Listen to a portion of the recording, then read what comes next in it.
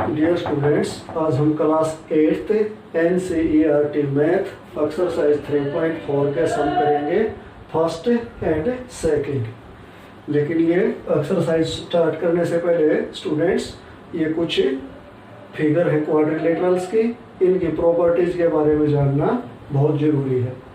ये है quadrilateral parallelogram. Parallelogram की क्या क्या प्रॉपर्टीज होती हैं? Opposite sides are parallel and equal. ये होती है अपोजिट साइड, ये पैरेलल होती है और इक्वल होती है। ये भी पैरेलल साइड है, अपोजिट साइड है और ये पैरेलल है और इक्वल भी है। ए बी किसके इक्वल है? डी सी के। और ए डी किसके इक्वल है? बी सी के। अपोजिट एंगल्स आर इक्वल, जैसे ये एंगल इसके इक्वल है, ये अपोजिट एंगल है, और angle A equal to angle C. Diagonals are bisect each other. Diagonals ऐसे होते हैं, ये डायगोनल है, ये डायगोनल है, ये एक दूसरे को बाइसेक्ट करते हैं, यानी कि दो बराबर भागों में बांटते हैं। तो ये बच्चों ये पैरेललोग्राम की प्रॉपर्टीज है। अब ये है रोम्बस। क्वाड्रिलेटरल इन सब को बोलते हैं, जिसकी भी फोर साइड हो वही क्वाड्रिलेटरल होता है। तो ये है रोम्बस। रोम्बस की क्या प्रॉपर्टीज हैं? Opposite sides are parallel and all sides are equal. इसकी अपोजिट साइड पैरेलल होती है और साइड सब इक्वल होती है, यानी कि अपोजिट तो अपने आप इक्वल हो गई, फिर सभी साइड इक्वल है। तो अपोजिट एंगल्स आर इक्वल, ये इसके इक्वल, ये इसके equal. Diagonals are perpendicular and bisect each other. Bisect तो करते ही करते हैं, परपेंडिकुलर और है एक दूसरे के। वो कैसे? ये जो एंगल यहाँ बनाते हैं, ये 90 डिग्री का एंगल बनाते हैं, चाहे यहाँ माप लो, चाहे इधर, चाहे इधर, चाहे इधर, तो इसको बोलते हैं परपेंडिकुलर। और बाइसेक्ट मीन्स ये पार्ट और ये पार्ट बराबर, ये और ये बराबर। फिर है रेक्टेंगल। रेक्टेंगल की क्या क्या प्रॉपर्टीज हैं? Opposite sides are parallel and equal. जो अपोजिट साइड होती है इसमें भी वो पैरेलल होती हैं और इक्वल होती हैं, यानी कि ये और ये पैरेलल भी है और इक्वल भी है, और ये। Each of the angle is a right angle. इसका जो प्रत्येक एंगल होता है वो राइट एंगल होता है, यानी कि 90 डिग्री का होता है, सभी 90 के। तो सभी 90 के हो गए तो अपोजिट एंगल तो अपने आप इक्वल हो गए। Diagonals are equal and bisect each other. इसके जो डायगोनल होते हैं वो इक्वल भी होते हैं लेंथ में और एक दूसरे को बाइसेक्ट भी करते हैं। तो ये अब इसके बाद स्केयर के बारे में रीड करना है, काइट के बारे में और ट्रेपेजियम के बारे में, उसके बाद एक्सरसाइज शुरू होगी।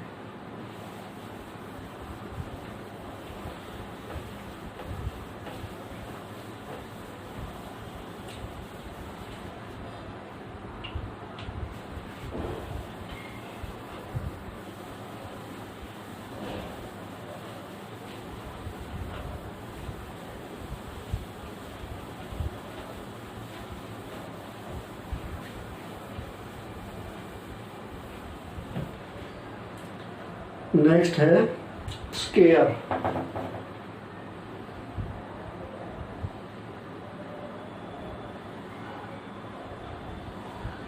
इसको बोलते हैं square.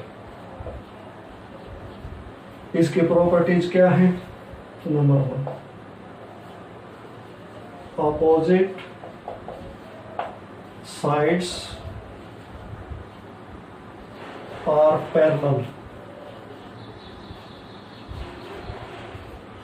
and all sides are equal।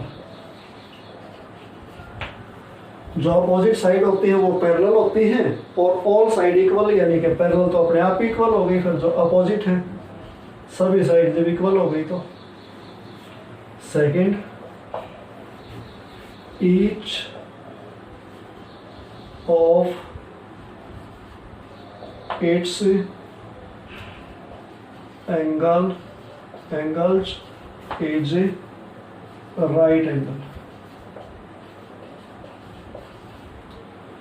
इसका जो प्रत्येक एंगल होता है वो 90 डिग्री का होता है, तो अपोजिट तो अपने आप इक्वल हो गए जब सारे इक्वल है। तो बी का डी इक्वल है, ए का सी इक्वल है, ए का बी भी इक्वल है, सारे इक्वल है। और डायगोनल्स किसकी क्या है प्रॉपर्टीज,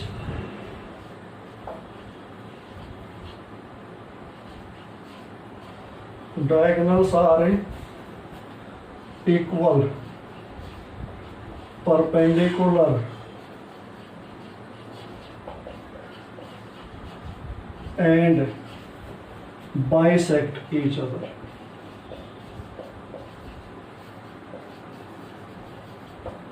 इसके जो डायगोनल्स होते हैं वो इक्वल भी होते हैं, परपेंडिकुलर भी होते हैं और बाइसेक्ट ईच अदर भी होते हैं। अब है काइट। काइट कैसे बनता है,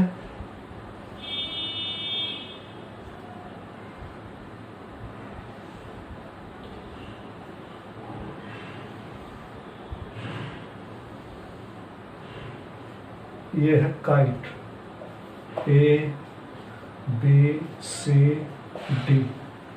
अब इसमें ये साइड इसके इक्वल होती है और ये इसके इक्वल होती है, और ये एंगल इक्वल होते हैं और ये एंगल अनइक्वल होते हैं। अब इसकी पहचान क्या है, सबसे पहले साइड्स के बारे में लिखेंगे। It has two pair of a equal consecutive sides. It has two pair of a consecutive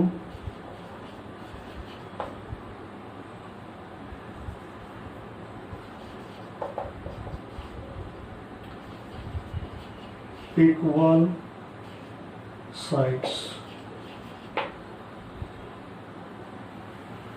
consecutive equal side का मीनिंग होता है जैसे ये और ये लगातार है, इसके इक्वल ये आएगी, फिर ये और ये दोनों एक दूसरे के साथ जुड़ी हुई है तो इसके इक्वल ये।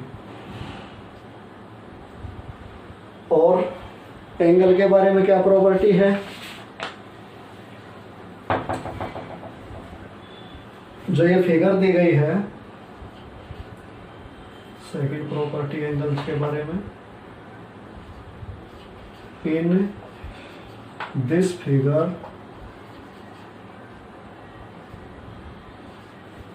Angle B equal to angle D,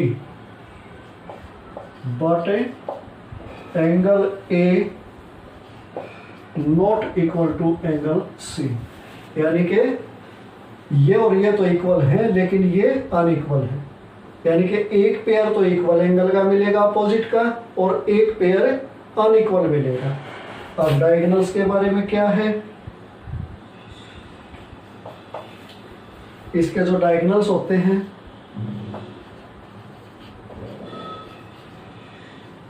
diagonals आ रहे perpendicular and bisect each other.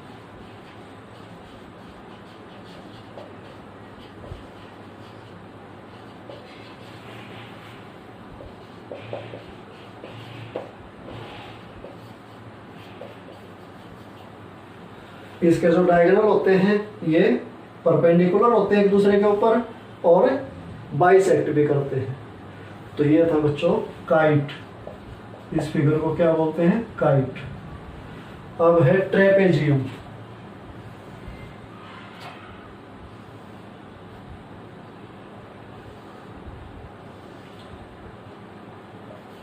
और भी बन सकती है इसकी फिगर, मेनली एक फिगर मैंने बनाई है। अब इसमें क्या होता है, साइड्स के बारे में क्या है इसकी property, it has one pair of A parallel sides.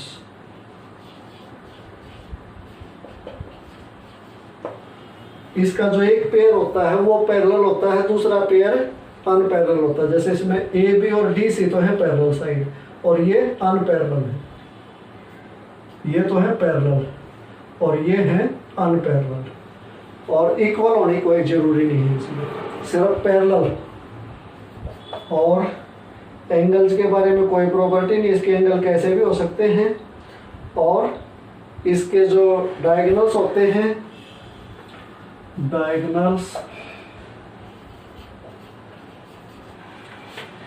Are not perpendicular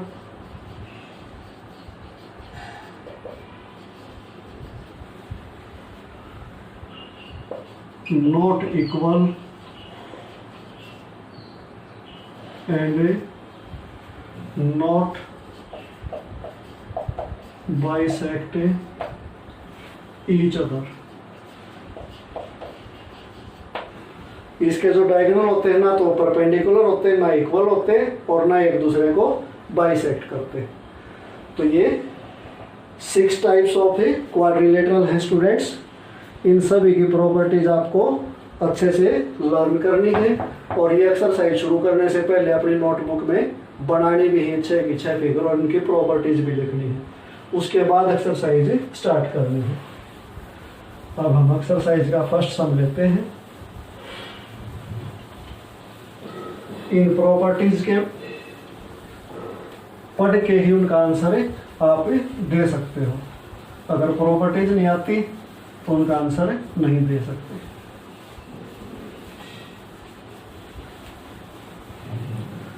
properties के अकॉर्डिंग ही हम उनका आंसर अच्छे से दे पाएंगे।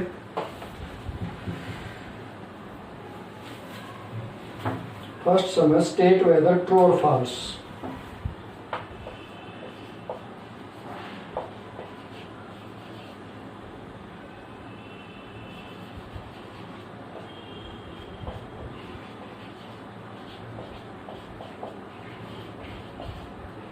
कुछ स्टेटमेंट दी गई, हमने ये बताना है ट्रू है या फॉल्स है। All rectangles are square.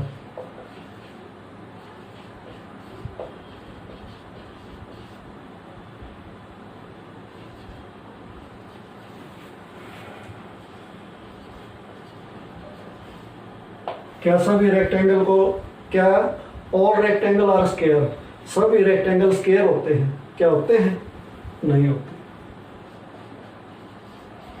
क्यों नहीं होते? क्योंकि स्क्वायर की तो ऑल साइड इक्वल होती है और रेक्टेंगल की ओनली अपोजिट साइड इक्वल होती है, तो इसलिए सभी रेक्टेंगल को हमें स्क्वायर नहीं बोल सकते। बी पार्ट है ऑल रोम्बसेज आर पैरेललोग्राम्स।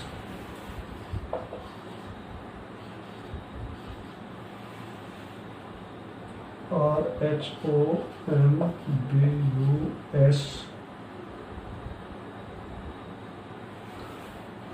और parallelograms.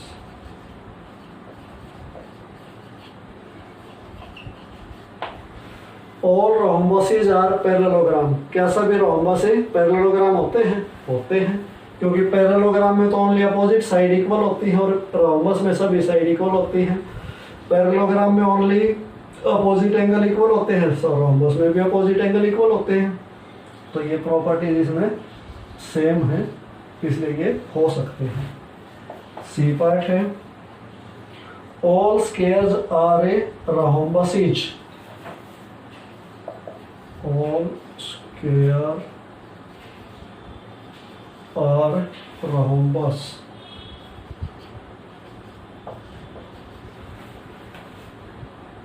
And also rectangles.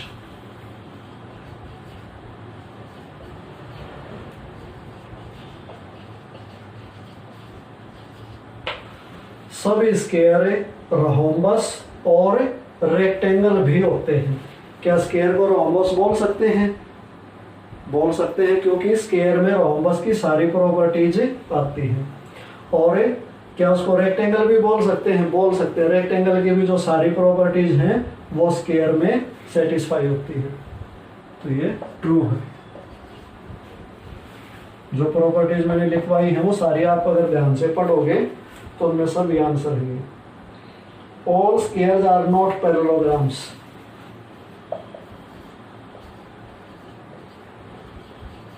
All squares are not parallelograms.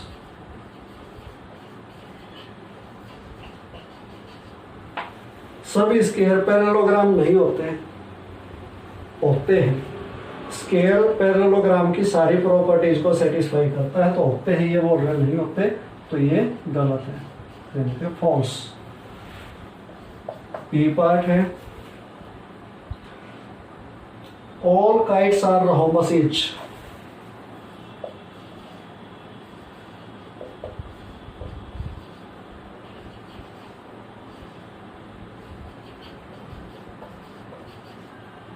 All kites are rhombus नहीं होते, क्योंकि rhombus की तो सभी साइड इक्वल होती हैं और काइट में ऐसा नहीं होता। एक प्रॉपर्टी भी अगर सेटिस्फाई नहीं होती तो उसको फॉल्स ही बोलेंगे। F part, all rhombuses are kites.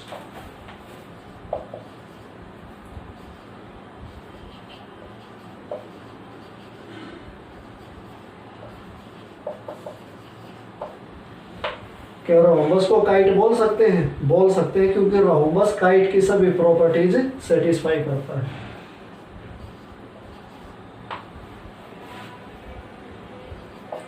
Ji part, all parallelograms are trapezium.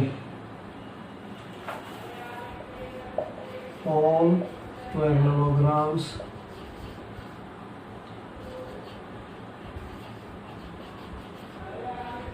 Are trapezium.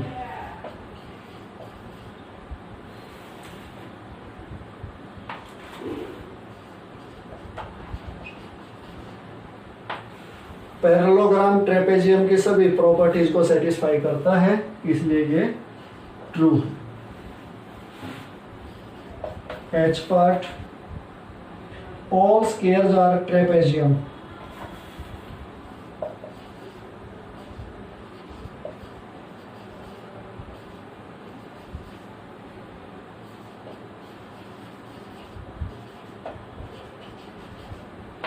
All squares are trapeziums, तो ये भी ट्रू है। जो स्केयर होता है वो ट्रेपेजियम की सारी प्रॉपर्टीज सेटिस्फाई करता है। तो ये आपका फर्स्ट सम कंप्लीट हो गया स्टूडेंट्स। अब चलते हैं सेकंड सम में।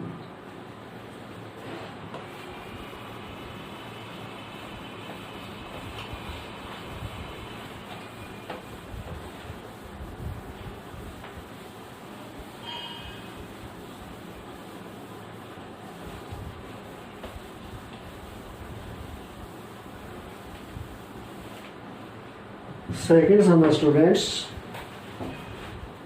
identify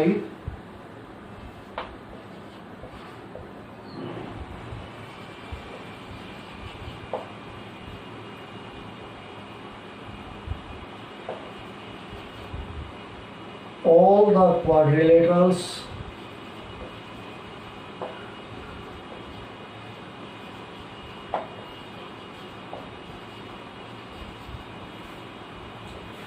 that have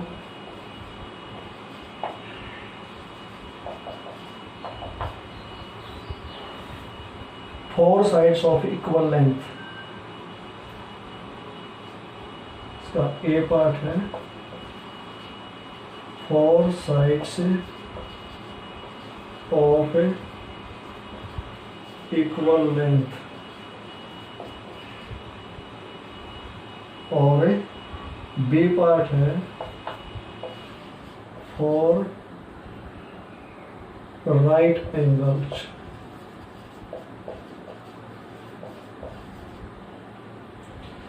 हमने वो क्वाड्रिलेटरल फाइंड आउट करने हैं जिसमें सभी साइड इक्वल होती है, four sides of equal length और फोर राइट एंगल्स। तो पहले ए पार्ट करते हैं solution. A part, all the quadrilaterals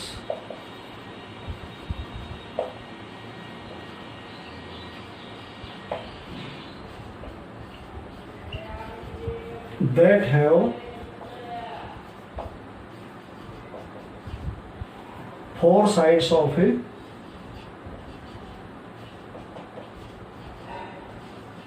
equal length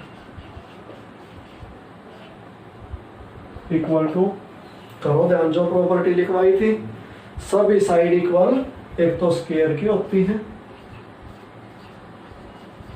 और एक रोम्बस की होती है। ये 2 क्वाड्रिलेटरल ऐसे हैं जिनकी सभी साइड इक्वल होती हैं। और बी पार्ट में क्या पूछा है, ऑल द क्वाड्रिलेटरल्स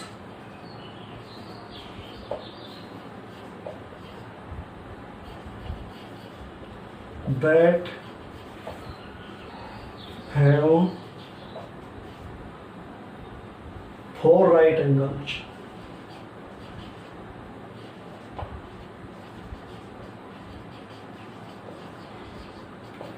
जिसके 4 राइट एंगल होते हैं।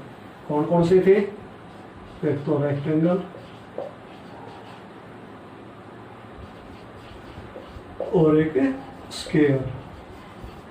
ये 2 क्वाड्रिलेटरल ऐसे थे जिनके सभी एंगल 90 डिग्री के थे, और ये 2 क्वाड्रिलेटरल ऐसे हैं जिसकी 4 के 4 साइड इक्वल है। तो स्टूडेंट्स आगे के